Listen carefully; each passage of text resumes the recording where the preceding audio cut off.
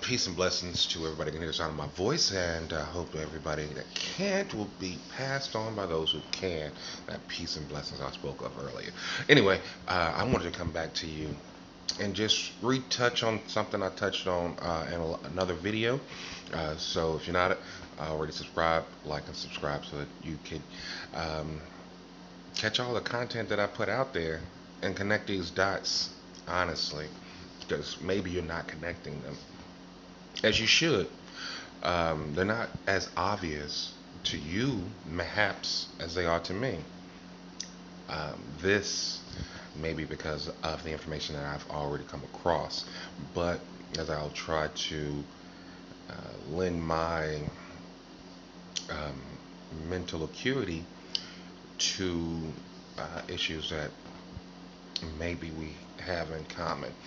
Um, So I wanted to come to you today and talk about the R. Kelly scandal, newsfeed, social media, you know, fiasco. But something more that needs to be talked about that's not being talked about.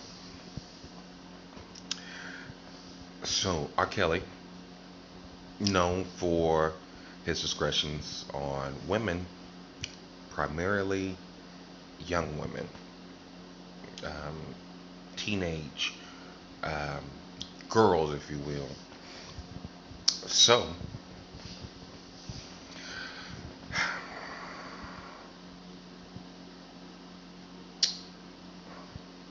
I believe I Can Fly was not a song that excuses any behavior. Just because it might have gone to a gospel trending song doesn't mean that it can excuse this behavior. But R. Kelly is a household name because the I Can Believe I Can Fly. Before he was just, R&B Kells um, in the community, But he topped the charts, got in good with, um, as a household name. But we have to connect the dots, and that's what I'm here for, to connect the dots. So, R. Kelly was known to be in a relationship with Aaliyah as she was a minor. Hands down, no discussion. She came out with an album, Age Ain't Nothing But a Number. Okay. Written by R. Kelly, her, boyfriend at the time. Um, Now, if you look at a documentary or the bio, what is it? No, it's just a documentary, really, uh, showing Aaliyah's rise to fame. They show R. Kelly in there because he was part of the success, right? R. Kelly had success with "You Remind Me of My Jeep," blah blah blah blah blah. Um, but as he um, took her under his wing, she was still a minor, flying from her parents' safety under a grown man with bad intentions. So they were um, under the disguise of he's songwriter slash producer. I'm just one of the artists that he works with. And then she died. After leaving him, going with Dame Dash, right?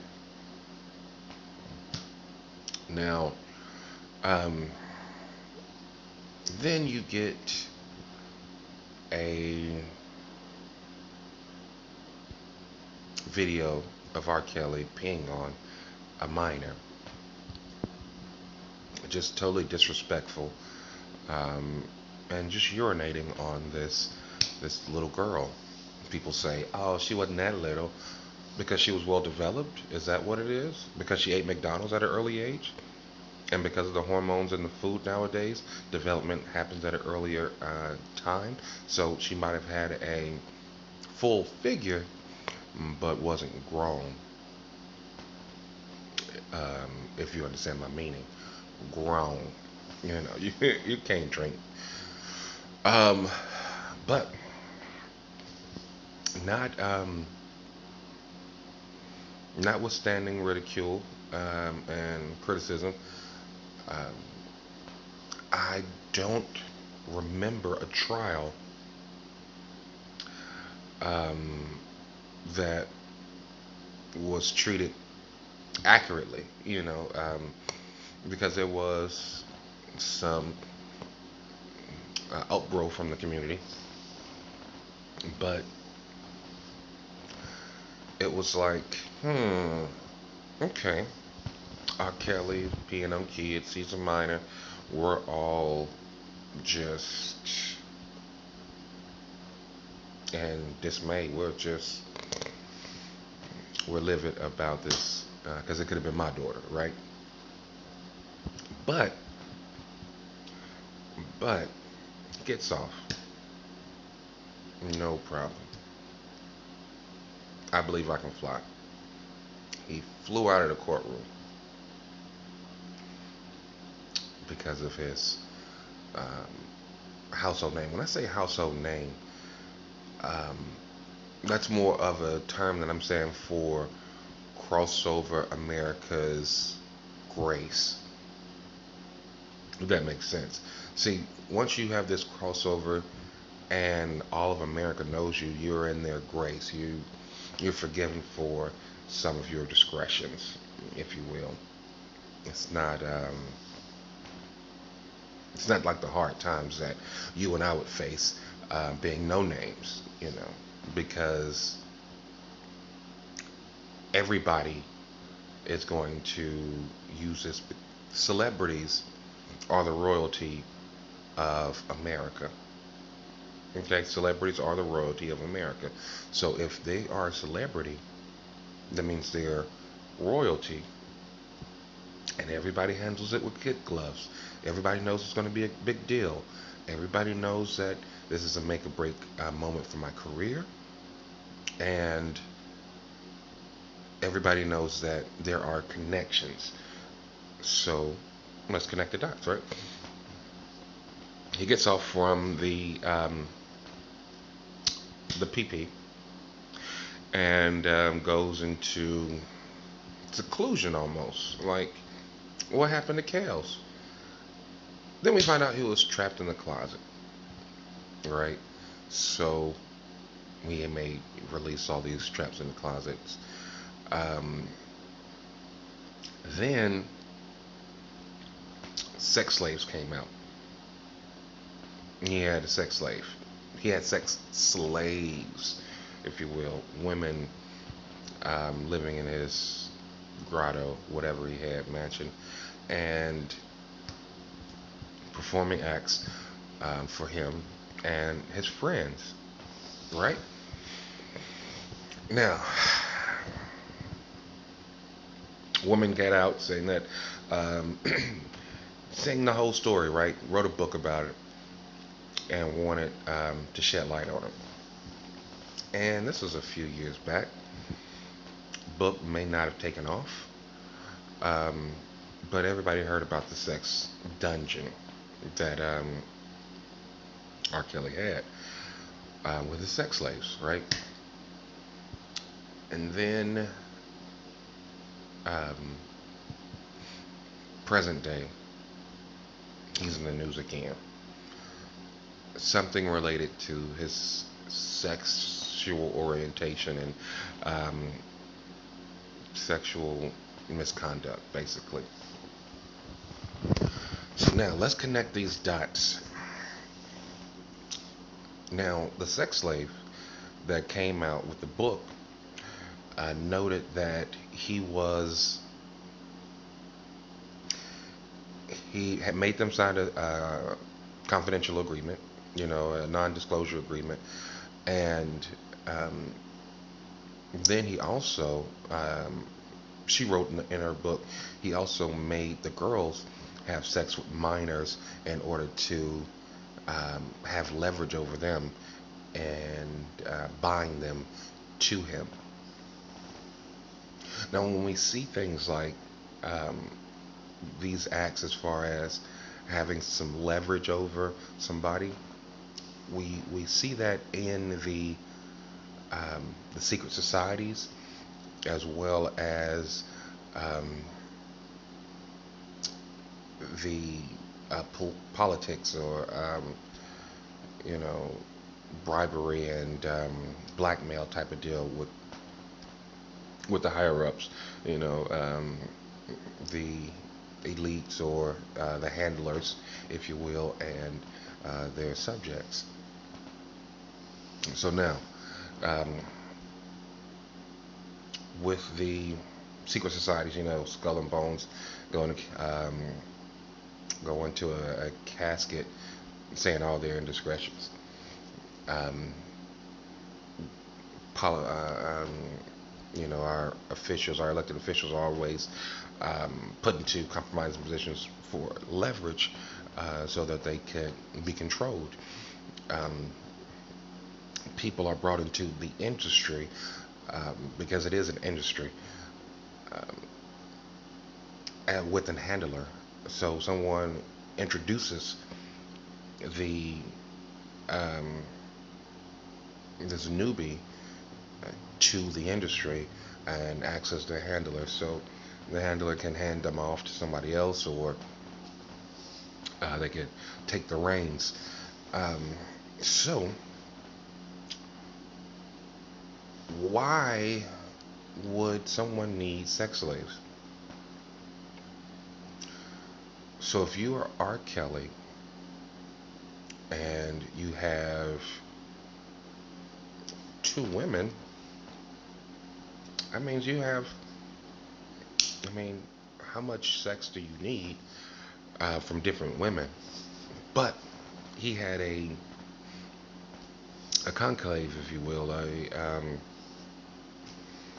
just a sea of women at his beck and call, right? The survivor came out saying that she was a minor when she initially went into his sex dungeon, and um, had to put on a strap on, and make him take it up the ass while saying some type of um, some talk, demeaning him, humiliating him. And that's what he wanted, right? So it sounds like maybe Trapped in the Closet was a reference to him being trapped in the closet with his homosexuality. Now, he's in the industry. He was handled by someone else. Now, we can trace the handling back. It may be Quincy Jones. You never know who his handler was. And now he's in the higher echelon. So what's that mean? That means that he can become now a handler for someone else, um, or he can use his clout and uh, you know name recognition to attract women for the purposes of exploitation, right? So women come in, sign non-disclosures agreements, have sex with minors. Boom, they're on the submissive, subservient level. Then what happens? Um, Now this is just speculation, but you really have to look at it, because he demeans them by peeing on them, um, and also uh, the woman, the survivor, goes on in her book talking about how he was he brought friends over, right? So basically, what he did was he attracted the women and then turned them out into his whores, So he was a pimp, maybe, but it's deeper than that because he possibly used these women for blackmail, um, and leverage over others. So now he has a group of women, and the power of women are immensely powerful, right? Because men are going to be attracted to them. Um, so the women are used, bait, leverage, um, and maybe just to attract others into a secret society. It could be the Boule, which we know run the quote unquote black side of the kind of Illuminati, them and the Divine Nine of the um, black fraternities and sororities kind of operate in this secret society, organization type of thing. So I'll just give you an example so you can follow me. I'm an up and coming artist. Okay. And I make a name for myself in my local city. It looks like I might be growing in popularity outside of my city and into my state. And now it looks like I might even be bleeding over to other states. So I'm getting some recognition as an independent, but people want me to go to a major label, 360 deals, or slavery. So they want me to give them my money basically. They want me to acquiesce to being one of the lapdogs or lackeys or um, whatever. So they'll come to you or me in this scenario, and they'll say, "Hey, we um, we want you to come on, be part of the team, um, really launch your career into the higher echelons." And you go, okay, okay, okay, sounds good, sounds good. What type of money am I going to be making? They lowball you. They tell you, oh, okay, this is what you could make. You say, I'm making more than already. You're making more than this, but you're not making more than this plus the um, amenities that we can give you. So you're making more than this, but we can buy you a car.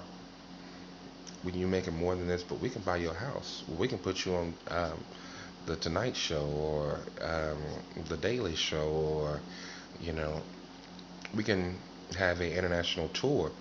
You can be um, opening up for one of our biggest stars. Okay, that sounds good.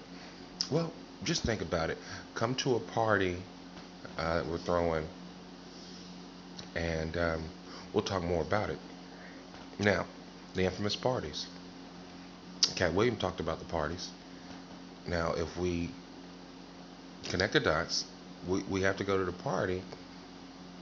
The party's lavish. What do you have? Drugs, and you have sex. These things are designed to trap you, basically. So, you go in and you see all of these women naked, you know, just frailing about in their nudity. Okay, okay. I like what I see. Where do they come from, though? Where did these women come from? They came from someone handling them. See, you can have an escort, right? Escorts usually work for themselves. Sometimes they have a company. You can have a pimp, and then his whores usually They might not be the best looking. They might not be, that creme de la creme. But say you have an artist who's able to attract women from all over the country and pick out some of the most beautiful women that he's ever laid his eyes on. And they're attracted to him because of his celebrity. So then now he becomes their handler. So now he hands them in to the party, and the rest I believe you can figure out. So R. Kelly, his, I guess, mission, if you want to say, or his charge is to attract women that are on their sexual exploration, that listen to his music, and then from there draw them in, convert them over, demean them, humiliate them, and make them into your sex slaves. And then once they're your sex slaves, you can make them have sex with anyone because obviously slaves do what they're told. So I just wanted to drop that knowledge on you just to open up your mind and let you think about um, who R. Kelly could be connected to, the reasons for his sex slaves, and the history he has of um, young girls and his indecent exposure to them. Um, so you're getting the girls while they're young and malleable. You then hold them into a dungeon and use them as um, pretty much at your beck and call. But just something I wanted to drop into the conversation arena and allow it to be heard.